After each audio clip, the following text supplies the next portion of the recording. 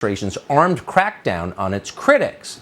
Earlier this month, a longtime FBI agent and SWAT team veteran called Steve Friend came forward to blow the whistle on what he has seen happen to the FBI under Joe Biden.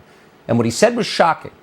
According to Agent Friend, Biden's FBI routinely uses heavily armed SWAT teams to raid the homes of American citizens who dare to criticize the administration.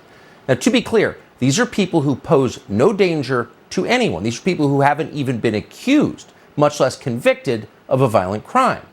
So the point is not to bring justice. The point is to terrify and intimidate Joe Biden's political opponents. Hard to believe that's happening, but it is. Last year, to name just one example, the FBI's Counterterrorism Division raided the home of a 69-year-old Red Cross volunteer called Joseph Bolanos. An anonymous snitch had claimed that Bolanos was at the Capitol on January 6th. Not that he did anything violent, but that he was there. And turns out that wasn't even true. It was a lie. But the feds moved forward and destroyed Bolanos' life anyway. They showed up with guns, they stole his electronic devices, and they refused to return them.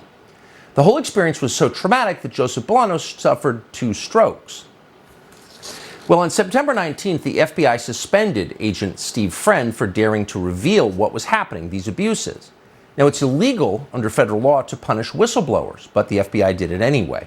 And then, 4 days later, with Friend out of the way, on the morning of September 23rd, a team of nearly 30 FBI agents, bristling with automatic weapons, raided the home of yet another harmless man with no criminal record. That man's name was Mark Houck. Houck is 47. He's a leader in his local Catholic community. FBI agents pointed rifles at Houck and his wife in front of their 7 children. Once again, to be clear, Houck is not a terrorist. He's never been accused of terrorism. He is instead a pro-lifer. Houck founded an organization called the King's Men. It's a pro-life group that encourages men to be leaders in their communities. Now, to give you a sense of who Houck is, we want to play this for you. Here he is describing an experience he had earlier this year praying outside an abortion clinic with his son.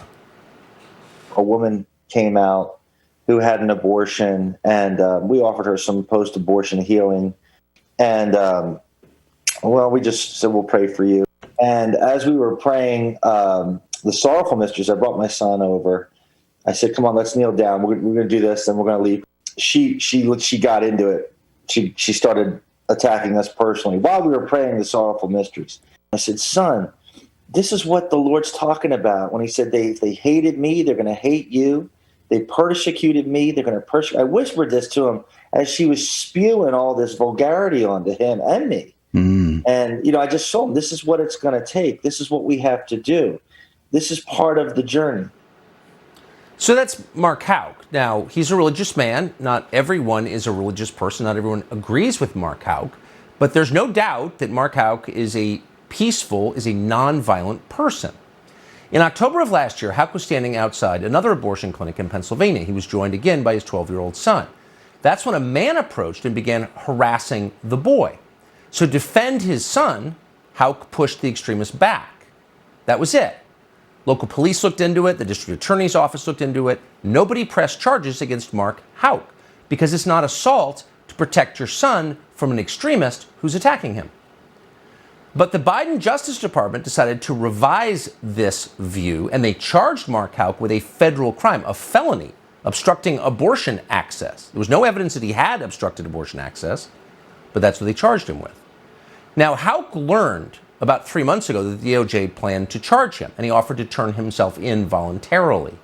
That's what a civilized country allows. But that wasn't good enough for Merrick Garland's DOJ. They wanted to punish him and terrify his family to send the right message to anyone who would dare get in the way of the Biden agenda. So the DOJ sent a team of federal agents with rifles to Houck's home. He now faces 11 years in prison for protecting his son. Now, again, it's hard to believe that any of that actually happened, but it actually did.